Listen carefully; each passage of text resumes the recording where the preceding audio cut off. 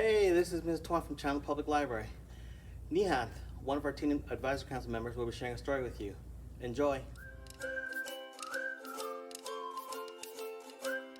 Lost in the Library by Josh Funk. Let's get started. Early one morning, while all New York slept, night was transforming to dawn. Silence filled all of Manhattan except Fortitude woke with a yawn. "Patience, good morning," he said from his plinth, but Patience was nowhere in sight. He'd entered the library's grand labyrinth when no one was watching last night. Do you know what a plinth is? If you don't, it's alright. A plinth is just something like this, where you can put a statue on top of. What about a labyrinth? Do you know what a labyrinth is? Well, a labyrinth is basically just a maze that you have to find your way through.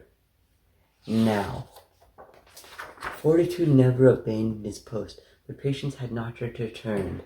As sunlight ascended across the east coast, Fortitude grew quite concerned. How could he do this? He's never been late. Fortitude leapt on all fours.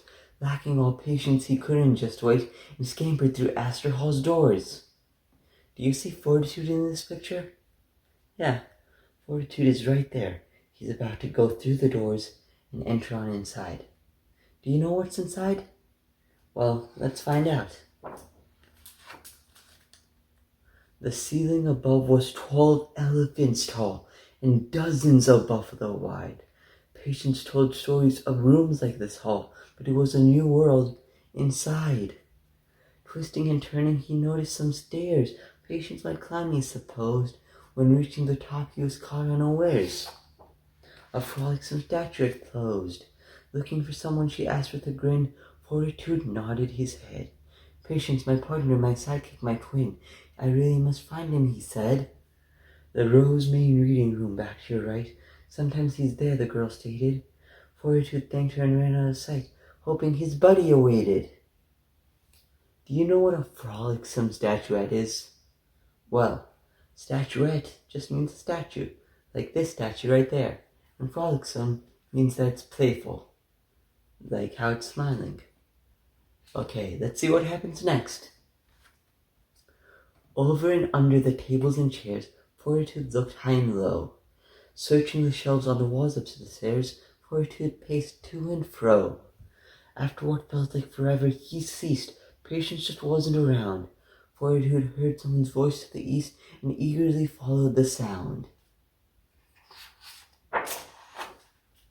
People in portraits that lined every wall whispered and gossiped away. So Fortitude roared out his loudest of all to turn their attention his way. "Has anyone noticed a lion like me? He's quiet and peaceful and sweet." "A grumpy old man, so no lion but thee. Now please go back out to the street." Exiting gloomily, Fortitude wandered back through the library's maze. "Patience, dear Patience, where are you?" he pondered while thinking of happier days. Do you see the grumpy old man in this picture? Yeah, he's right there. He's angry and he's pointing outside.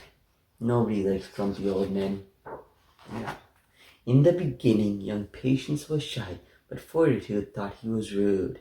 Weeks and then months and then years traveled by, and eventually friendship ensued.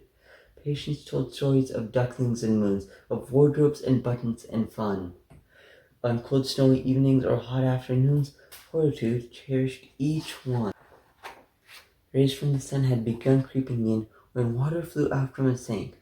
A little bronze lion said, "Gotcha, I win," and gave him a satisfied wink. The lion said, "Wait, you're not Patience. Oh no, the splash, it's a game that we play."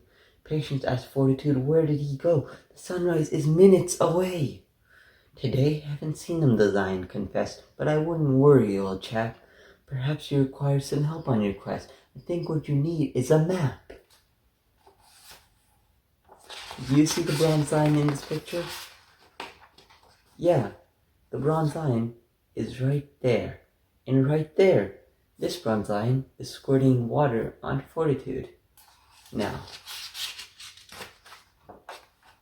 Fortitude scanned every atlas he could before tossing each to the side. Only a library map would do good. Eureka! A visitor's guide! Do you see the visitor's guide in this picture? Yeah, the visitor's guide is right there. It says visitor's guide and map. Now, how many hundreds of rooms can exist? Reading the map, he was shocked. Fortitude dashed to the places he'd missed, except through the doors that were locked. He searched every floor from the first to the third. Patience just couldn't be found. Fortitude thought, I will not be deterred. What's on this floor labeled ground? Fortitude quickly crept down the dark hall and into a jungle of joy, with colorful pictures adorning each wall and books for each cat, girl, and boy. Fortitude prowled past Sendak and Round, Yon and Pygmy in Bloom. While keeping his footsteps impeccably silent, he heard something in the next room. Patience said, Fortitude, what are you doing? But Patience stood still as stone. The sun's almost reaching. The pigeons are cooing. You've got to get back to your throne. Just one more paragraph, Patience declared. Then something caught Fortitude's eye. There lay the stories that Patience had shared. The monkeys, the pebble, the pie. Patience, did you learn these stories for me? Fortitude asked, but he knew. Patience just nodded and said, well, you see, I love sharing stories with you.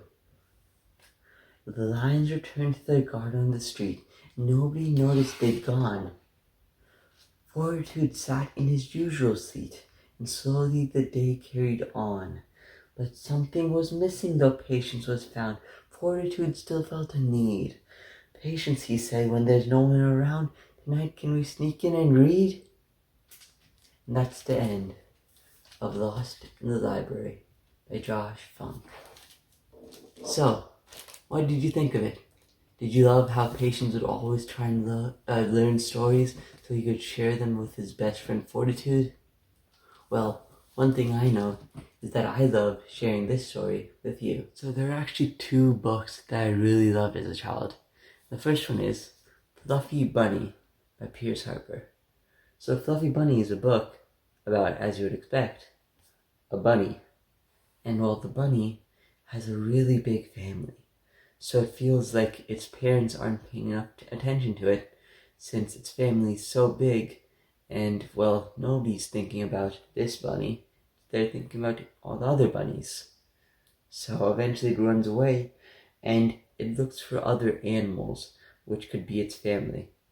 But then it realizes, as it meets all these other animals, but that none of them could really fit the same role as its family did. Because, well, they're different and nobody cares for it just as much as its original family did. So that's why this book is really nice and heartwarming, and it's just a really good book. But on top of that, I also really love this book because the bunny is actually fluffy. I can't show it to you, but this bunny, if you touch it, it's actually soft and fluffy, and like you can feel it. It's so cool. And throughout the book, the bunny and stuff is always fluffy. Like here, it's so nice.